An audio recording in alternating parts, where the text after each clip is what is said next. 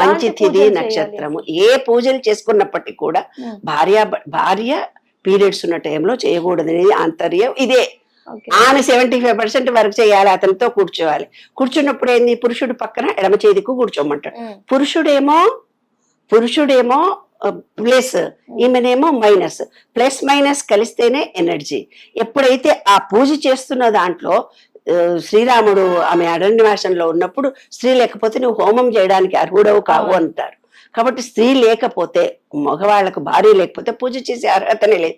అలాంటప్పుడు పీరియడ్ టైంలో ఆమె బలహీనురాలుగా ఉన్నప్పుడు పూజ చేస్తే ఫలితం రాదు. అది సీక్రెట్ సైంటిఫిక్ గా.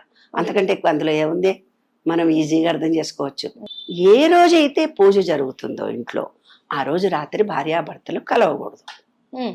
ఎందుకు, నీకు అక్కడ పాజిటివ్ ఎనర్జీ మీ ఇంట్లో ఎక్కువగా ఉంది. ఆ ఎనర్జీలను ఈ కార్యక్రమం ద్వారా నెగిటివిటీ ఎక్కువ అవుతుంది. నీవు 24 hours నువ్వు పూజ చేసింది ఎందుకు, ఆ ఎనర్జీ మీ ఇల్లంతా ఉండి మీరు మంచి జరగాలి అనుకున్న ఉద్దేశంతో జరగాలి. అంటే సెక్స్ అనేది తప్పు, భార్యాభర్తలు కలవకూడదు అని కలిస్తే నెగటివిటీ ఆ ఫామ్ జరుగుతుంది. అమ్మ ఇక్కడ ఇంకొకటి, అసలు పూజ చేస్తుంటాం ఓకే, ఆ చేసే ఎన్ని రోజుల ముందు కలవాలి? అంత సీన్ ఏం లేదు, ఆ రోజు ఒక్కటి అంతేనా? అంత లేదు. నెలలు 15 రోజులు ఏమీ లేదు.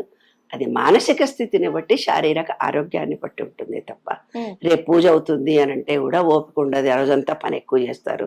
ఆ రోజు పూజ ఎక్కువ చేసిన రోజు మాత్రం కలవకూడదు అన్నారు, అంతే. వీక్ అయిపోతారు కాబట్టి ఆయన పైన పడుకుంటాడు, మీ కింద పడుకుంటుంది అంతే.